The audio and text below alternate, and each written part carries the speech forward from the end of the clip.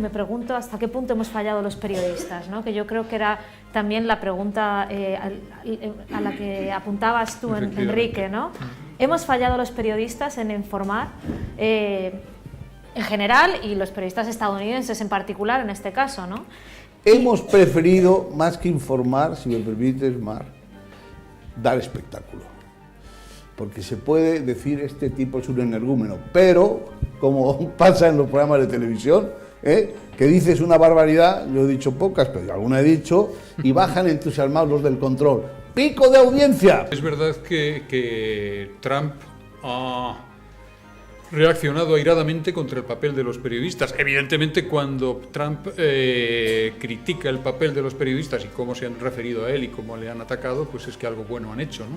Pero a pesar de todo no ha sido suficiente. Ha sido presidente y me pregunto cuál es el papel de cara a los próximos meses.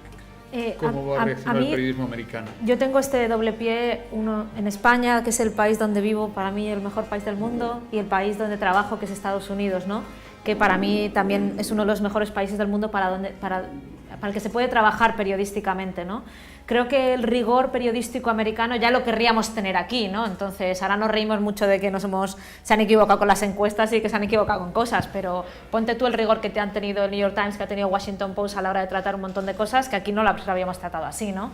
Creo que es interesante porque ha habido en estas elecciones ha habido ¿cómo se dice?, un crecimiento, un resurgimiento, un surgimiento de la política del chequeo, ¿no? Yo creo que del fact-checking, ¿no? Aquí en España pues lo hemos tenido con El Objetivo de Ana Pastor, ¿no? que es un programa que salió hace un par de años o 3 ya, y dijimos, ¿qué es fact-checking? Salía en el primer programa explicando qué era el fact-checking, las pruebas de verificación, y allí no hace falta explicarlo porque ya se conoce. Yo creo que en este mundo polarizado en el que vivimos, cada vez más polarizado, estas pruebas de verificación, este periodista rastreando los hechos, rastreando que lo que dicen los políticos es correcto o no, es importante, y desde el punto de vista periodístico ha sido muy interesante ver cómo está habiendo pues eso, un pico con respecto a eso, y creo que ahí estamos haciendo un trabajo interesante, ¿no?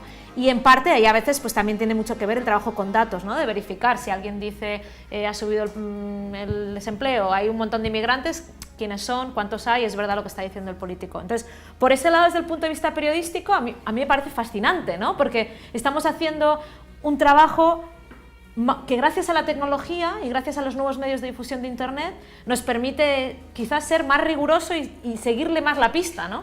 Yo creo que esto es un muy buen momento periodístico, o sea, un muy buen momento para el periodismo para replantearnos si la manera en la que estamos contando las noticias es la manera correcta, ¿no? Ahora hay mucha discusión, por ejemplo, en Estados Unidos, hasta qué punto Facebook ha tenido que ver en la decisión de la gente, porque la gente ya no entra al New York Times por la portada del New York Times, entran porque les entra por Facebook o porque les entra por redes sociales, y cómo Facebook y su algoritmo podía favorecer que solo te llegaran noticias republicanas, ¿no? De hecho, el Washington Post tiene una aplicación interactiva en la que dice, mira el feed de Facebook si eres republicano, mira el feed de Facebook si eres de Clinton, sobre diferentes temas, ¿no? Y se ve claramente la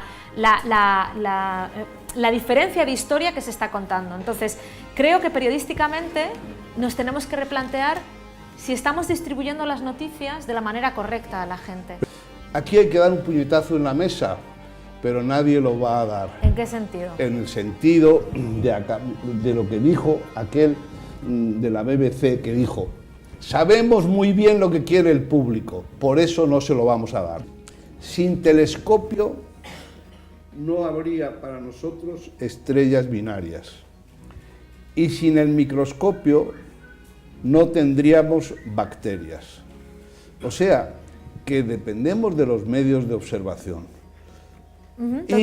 Y que además, esto no lo dice pero está dicho por otras partes, el medio de observación interacciona con el fenómeno observado. Tú estás dando una perspectiva que viene a decir algo que es lo mismo que yo estaba planteando, que es cómo está accediendo la gente a las noticias que estamos contando, ¿no?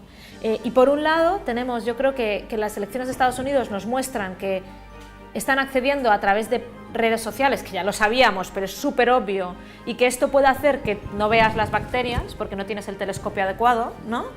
y solo veas... En este caso el microscopio. El microscopio, perdona, quería decir, microscopio, gracias. El microscopio adecuado, que no veas las estrellas con el telescopio, porque solo veas tu universo, ¿no? Solo veas tus amigos, que son todos seguidores de Trump, y entonces no sabes ni lo que dice Hillary ni lo que ha escrito el New York Times. Con lo cual nos tenemos que replantear cómo podemos utilizar estas plataformas para poder hacer llegar nuestras noticias. Lo que está desapareciendo es el sentido de este oficio. ¿Y para qué? Oiga, y cuando cada vez que dicen, y aquí hay mucho paro, y los periodistas están parados, digo, no, a lo mejor se tienen que parar todos, no lo sé. Yo creo que no. Yo creo que el periodismo profesional, exigente, del que ahora hablaremos un poco, no es trasvasable, no es equiparable a esta cosa de, pues, oye, que he visto aquí uno que se ha torcido el pie, que aquí hay una foto de la plaza de su abuela. No, esto es distinto, esto requiere dedicación. Tú y yo pensamos lo mismo, lo que pasa es que te voy a dar un beso! Pero vamos a ver, tú y yo pensamos lo mismo, ¿no? Yo también creo, y creo que el rol del periodista y la función del periodista es incluso ahora más necesaria que antes. Exactamente. Ahora, en lo que diferimos es en que yo sí que creo que hay algunos cambios a los que nos tenemos que adaptar, ¿no? Y yo creo que hay una diferencia, a pesar de que nuestras pasiones como seres humanos sigan siendo las mismas, hay una principal diferencia con hace 10 años, y es que ahora mismo estamos en la cultura de la atención, ¿no? O de la falta de atención. Yo creo que esa es la pregunta que nos tenemos que hacer, es, ¿estamos llegando a la gente?